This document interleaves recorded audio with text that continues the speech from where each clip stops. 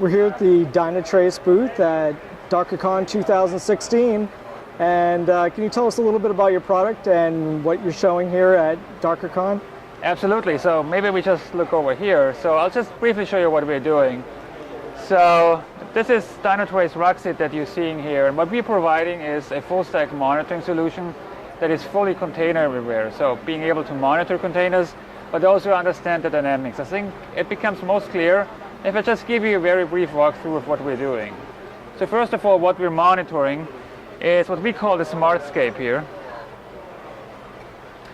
So as you can see here, for all of these machines, we are monitoring the entire stack of what's going on here. So we have one host that's running a couple of Tomcats, a couple of Ruby, a couple of nodes, and see everything up to the individual service level and can discover all dependencies across all these lines. So whether it's your microservices, your processes, your hosts, or even looking if you're interested at an entire data center. All of this is discovered fully automatically, so you don't have to do anything except of installing that agent on that machine. What you can obviously do,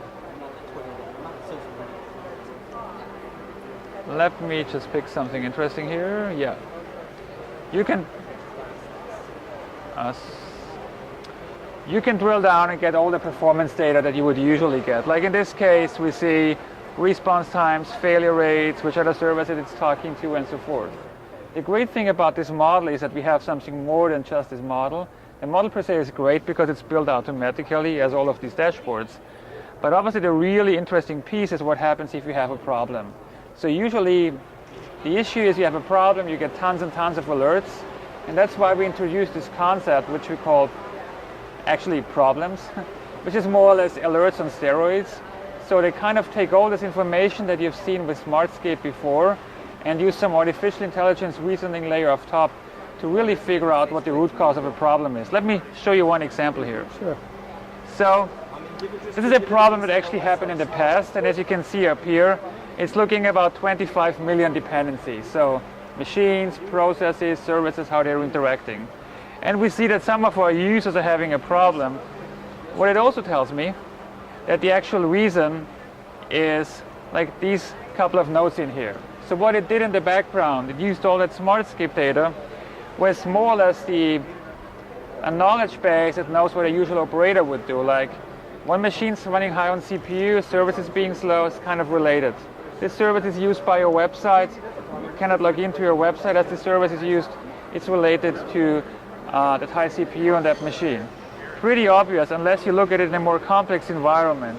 Like what you can see here, we have roughly 90 independent entities involved in all of this. What I can even do, because this problem happened in the past, I can replay it and see what was actually going on over time, and we can see how this problem evolved over time, which is super important because when you see a problem, you usually want to know how did this whole thing get started? What was the first thing that broke before like that whole domino effect kicked in here? And we can also see when the automatic remediation kicked in and was resolving this problem. Obviously, I can go as deep in figuring out for this machine what was actually going on. Like in this case, it was a CPU issue that we're looking at.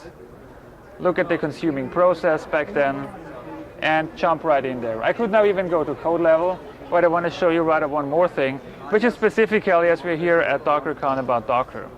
So we do pretty much way more than just collecting the Docker metrics. We bring them together with application data and also try to capture the dynamics, which is key because you don't want to see how your Docker environment looks like right now. You want to see how it evolves over time, especially if you use some dynamic scheduling and orchestration like in Mesos or Kubernetes or other platforms in there.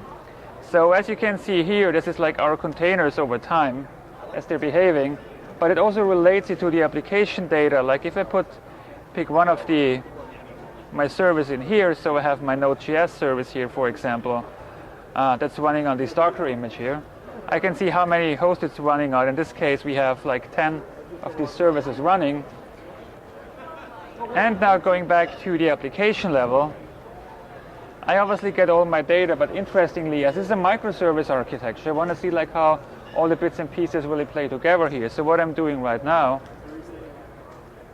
I'm opening what's called a service flow, which shows me, once it's loading, all the dependencies across my entire service execution. Like this microjourney service is using a couple of Nginxes for load balancing, then going to my backends, going to another service, and consuming these services here in the backend. So it allows me to easily discover my microservice architecture, and as you can see, in case of a problem, helps me to automatically resolve it. Obviously, there's much more, and we know that there's much more. That's why, if you want to try out Ruxit, you can just go to our website. You get 1,000 hours of monitoring for free. Just throw it in your Docker environment and see what it looks like for your environment. Great.